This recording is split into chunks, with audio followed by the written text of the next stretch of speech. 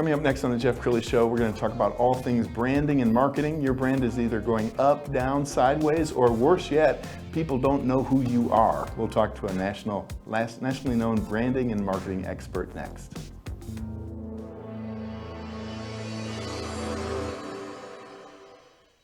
Many are predicting that the worst is yet to come, which is unfortunate, said one person here.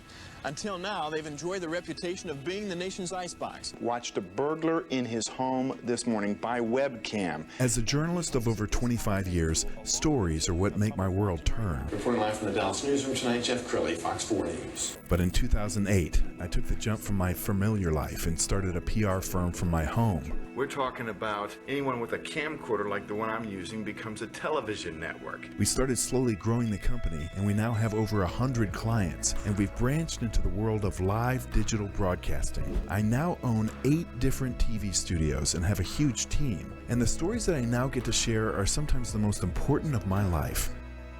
Life has a funny way of coming around full circle. This is the Jeff Crilley Show. Well, as the owner of a PR firm, I'm obsessed with branding. I'm always watching corporations, individuals, and I'm seeing, what have they done to either increase their brand, do damage control. But brands can fade in a heartbeat if they don't watch and protect their brand. To talk about that today, Reginald Hilliard. He is with SWAG247. Thanks for coming on the show. Thank you for having me. Appreciate it. Thank you. Well, first of all, I got to compliment you because you're well branded. I mean, thank look you. at this. When you show up, you make a statement. First of all, tell us more about your firm. Well, the firm started about 33 years ago, and it started with the idea and the understanding that imprinted promotional products are actually things that you leave behind, but it also leaves the name of the company, the impression of the company, and all things good about the company while the sales rep or the personnel who's about the company isn't there. So once I realized that there was a lot of market out there for imprinted promotional products, I started a firm, started looking at the opportunities, where might they exist. I started seeing that sports companies, you would have corporate companies, you'd have entertainment companies that would brand their stuff. Back in the day when I started this, promotional payment wasn't necessary. You could actually do a lot of things with celebrities and athletes where you didn't have to pay them. So I've been fortunate to be around enough people in the entertainment world and the sports world where there are names that I won't even share with everybody because I'm sure I'll make someone mad if I don't mention their name. They allowed me an opportunity to put my branded product on them. And I had some kind of a mindset back then that if they're wearing my brand and they've got a national exposure, it might help me in the long run. Fast forward 10 or 15 years later, there are these promotional contracts, there are these, endorsements, there are these deals where now people need to be paid to wear stuff. So I kind of snuck in under the radar. I had some relationships that organically I built. People still like, know, and trust me, and so I kind of avoided paying all those, not that I was asked to, but I got under the radar where it wasn't necessary. So I try to continue what I've done for the last 33 years, just develop good organic relationships.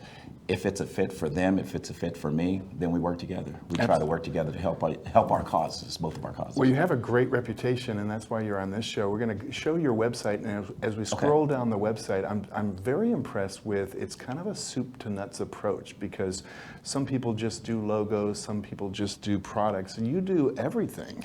So talk about some of the services you offer. Well, the services I offer are basically hyper customization. What I try to do is take the client, listen to them, understand where they started, where they are, where they want to go.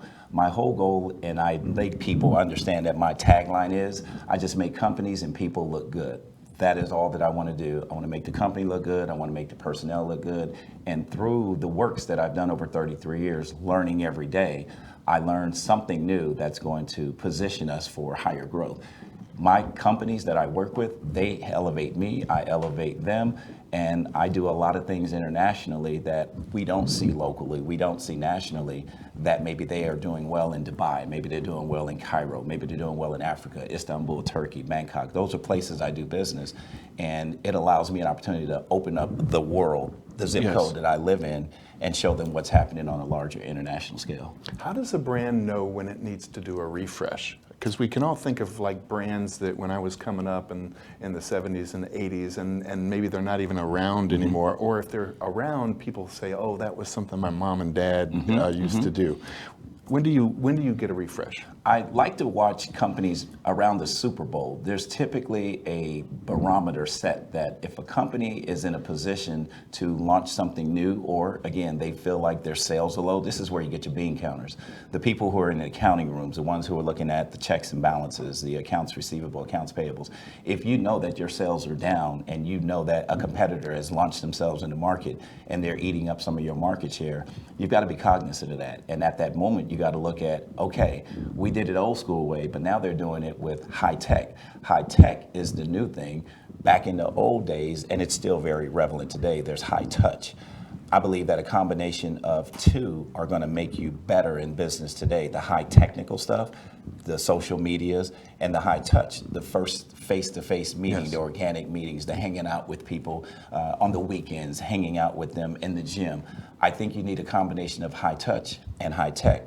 And when you put those together, then you can start seeing some of the relevance of where a new brand needs to go. Your high touch people are going to tell you what they need. The high tech things are going to show you what's trending on the internet, what's trending on social media. We found out in COVID, we had to get away from high touch. We all had to basically be locked up in our rooms, in our offices, but there were a lot of businesses that flourished. And so I saw companies do three things. You said a little bit about it earlier during COVID. You either thrived, you survived, or you nosedived. And you got to look at yourself and say, if you thrived, that was a good thing. You made some, if you will, pivots that allow you to thrive in the new areas, high tech. If you survived, that means you were doing all things okay, and you were maybe a little bit high tech, but you were also high touch. And then if you just nosedive, that just means that your company didn't pivot, it didn't have enough juice to stay on the media, and it allowed you to probably look at your competitors thrive and survive. So you know when you need a refresh when you look at your competition, and your competition staring at you every day, wanting to take your place. Amen. And he's a very popular guest on podcasts. We've got a clip of a podcast that you did, I want to say about a year ago. Yes. And one of the things that you said is a quote that I always use from Wayne Gretzky. Will you share that quote? Yeah, Wayne Gretzky said it, and I might jack it up a little bit, or it may not come out exactly the way he said it. But the theory behind the quote is, you don't look at going to where the puck is. A lot of people in hockey always ask Wayne, hey Wayne, how do you get so many points? How did you score so much? Wayne said, I don't go where the puck is, I go to where the puck is going.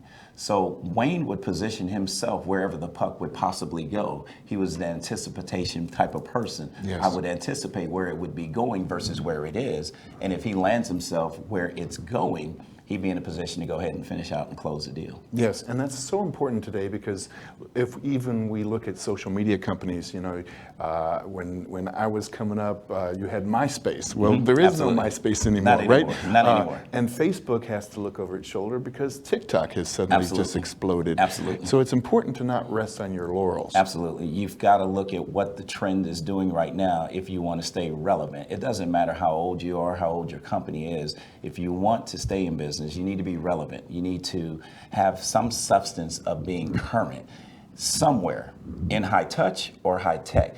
There are a lot of people that go, I don't want to get into the digital space. I don't want to do a TikTok dancing video. Well, it's not just about that right now. It's also about letting people know that you're here. Most of the people who think that you get on TikTok, you got to do a dancing video, that's impressive, but there's always a new what's coming next. And in the world of social media, most people don't know, but on average, the average person spends 19 minutes a day scrolling. Wow. 19 minutes a day. So when they're scrolling 19 minutes a day, your job is to get them to stop the scroll. And if you don't get them to stop the scroll, they're just scrolling. So what you got to do in this high-tech world is figure out something that's going to stop the scroll, whatever makes you stop the scroll, because you search and you look. What made you stop? Well, there's probably somebody out there that's going to stop like you stop. So whatever you stop with, you got to key in on that and go, this made me stop. How do I incorporate it into my business? So you've got to look at all those factors, and then remember 19 minutes a day, which is equivalent to the Statue of Liberty. That's about how much we scroll a day on average. That's on average. That's not everybody, but that's on average. Okay, we're almost out of time. I know there's a lot of CEOs watching this. I want you to look into the camera there on the left and talk to the CEO who's looking at this saying, I think I might need him. How does somebody know when they need you? I think people are going to know that they're going to need me when they can look at their company and ask themselves, are we thriving, are we surviving, or did we nosedive? I can actually come in and look at startup companies. I can look at companies that are already doing very well. And I can come in and be the creative person behind all things that you need, maybe for the retail store, maybe for the grocery store, maybe for the media airways we're talking about. You've got to ask yourself the question, am I happy where I am? And if you are, then that's wonderful, fine. But if you want someone to come in, and I'm just one of millions of people, to come in and make your company look good and you look good, that's where my team and I, we're going to come, we're going to investigate, we're going to get to know you. We hope that you get to know us, like us, trust us, and then hopefully we'll put something together that can keep you thriving. That's when you know you're going to need me. Outstanding. Thank you so much for coming on the show. We're going to end with his website, which is swag247.biz. Reginald Hilliard, thanks for coming on the show. Thank you. Appreciate it. That's it for now. We'll see you next time.